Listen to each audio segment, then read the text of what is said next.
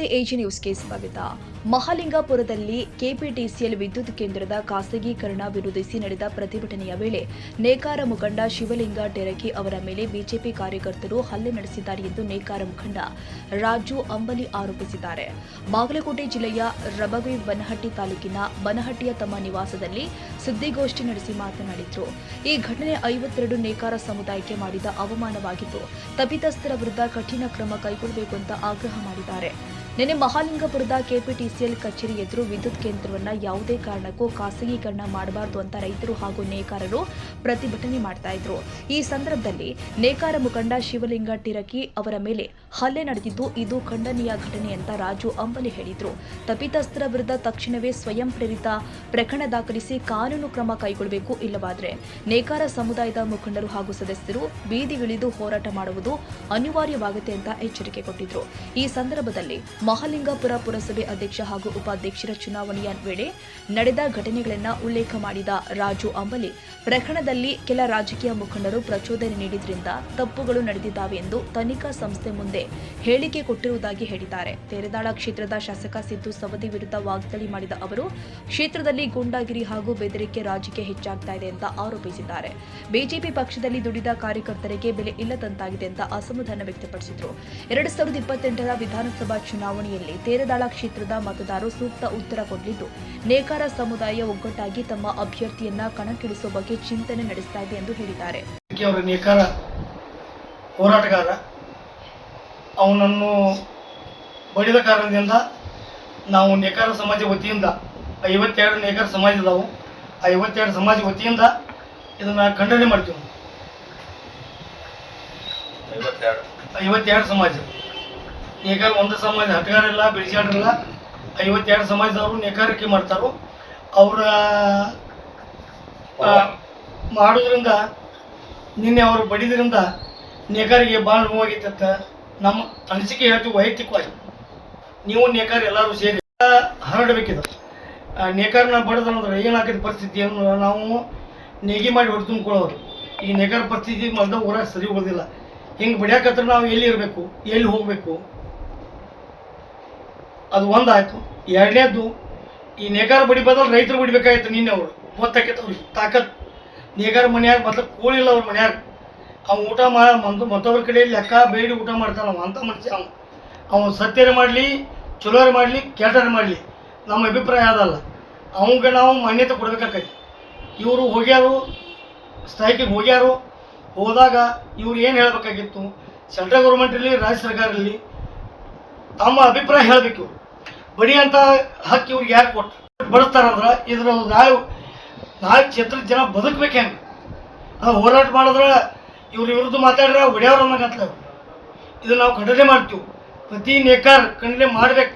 ನೀವೆಲ್ಲ Facebook, Instagram use ಮಾಡಿ ಇಂಥವ್ರಿಗೆ ನಾಳೆ ತಕ್ಕ ಪಾಠ ಕಳಿಸ್ಬೇಕು. 28ರ ಇಲೆಕ್ಷನ್ದಾಗ ನೀವು ಹಿಂಗೆ ಬಿಟ್ರಂದ್ರೆ ಕ್ಷೇತ್ರ ದಿವಾಳಿ ಆಕೈತಿ.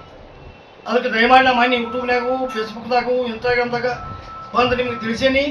ನಮ್ಮದು ಒಂದೇ ವಿನಂತಿ, ನೇಕಾರ ಖಂಡನೆ ಮಾಡಬೇಕು. ಎರಡನೇದು, ಮಾನ್ಯ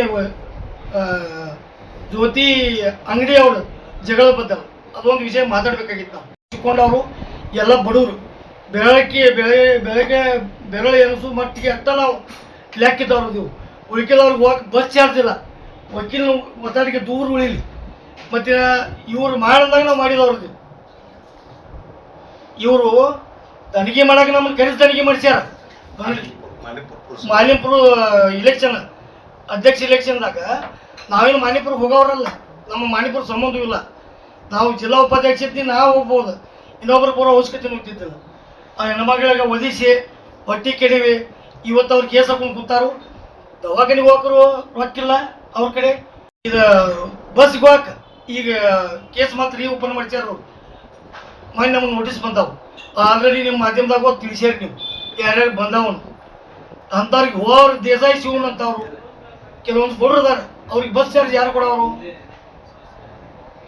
ಮತ್ತು ಇವ್ರು ದಬಾಣಿಗೆ ಎಟ್ಟ ಒಂದು ಬೂತ್ನವ್ರನ್ನ 2 ಬೂತ್ನವ್ರನ್ನ ಕರ್ಕೊಂಡು ರಾಜಕೀಯ ಮಾಡ್ತಾರೆ. ಅವ್ರು ಮೊನ್ನೆ ಏನೋ ತಿರ್ದಾದ ಫಂಕ್ಷನ್ ಮಾಡಿ 500 ಹುಡುಗರು ಸೇರಿ ಅಂತೇಳಿ ಹೇಳ್ರಿ.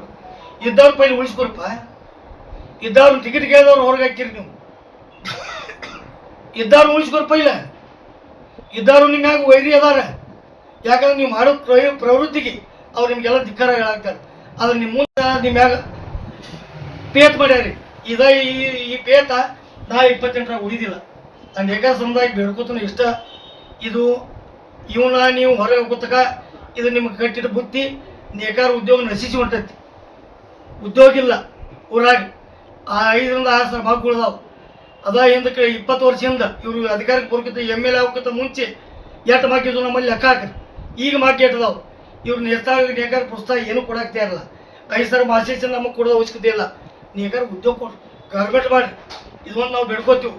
ಮತ್ತು ಇವತ್ತು ಶಿವನಿಗೆ ಟಿರ್ಕಿನ ಏನು ಬಡ್ದಾರು ಪೊಲೀಸರಿಗೆ ನಾ ವಿನಂತಿ ಮಾಡ್ಕೋತಾನೆ, ನೀವು ಸೋಮೋಟೋ ಕೇಸ್ ಹಾಕಿ ತನಿಖೆ ಮಾಡ್ಬೇಕು.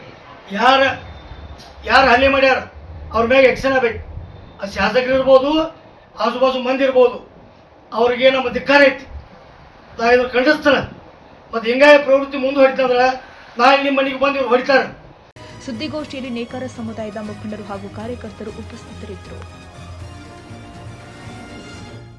ಕನ್ನಡಿಗರ ಮೆಚ್ಚಿನ ನಿಮ್ಮ AJ 24/7 ನ್ಯೂಸ್ ಕನ್ನಡ ವಾಹಿನಿ ಇದೀಗ ಟಿವಿಯಲ್ಲಿ ಲಭ್ಯ. ಒಂದು ವೇಳೆ ನೋಟಿಸ್ ಕೊಟ್ಟಿದ್ರೆ ವಾಪಸ್ ತಗೋತೀವಿ.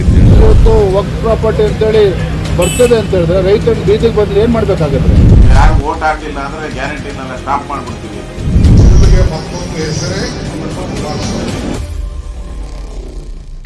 ಕರ್ನಾಟಕ ಮತ್ತು ದೇಶ ವಿದೇಶ 360 ಡಿಗ್ರಿ ಸುದ್ದಿ ಹಾಗೂ ಉತ್ತರ ಕರ್ನಾಟಕ, ಬೆಳಗಾವಿ, ಬಾಗಲಕೋಟೆ, ಧಾರವಾಡ, ಹಾವೇರಿ, ಗದಗ, ಬಿಜಾಪುರ ಜಿಲ್ಲೆಯ ಕ್ಷಣದ ವಿವರವನ್ನ ಪಡೆಯುವುದಕ್ಕೆ AJ 24/7 ನ್ಯೂಸ್ ಕನ್ನಡ ವಾಹಿನಿಯನ್ನ ಲೈಕ್ ಮಾಡಿ, ವಿಡಿಯೋಗಳನ್ನ ಶೇರ್ ಮಾಡಿ, ಕಮೆಂಟ್ ಮಾಡುವ ಮೂಲಕ ನಮ್ಮ ವಾಹಿನಿಗೆ ಸಹಕಾರ ನೀಡಿ ಮತ್ತು ಚಾನೆಲ್ ಅನ್ನ ಸಬ್ಸ್ಕ್ರೈಬ್ ಮಾಡಿ. ಧನ್ಯವಾದಗಳು.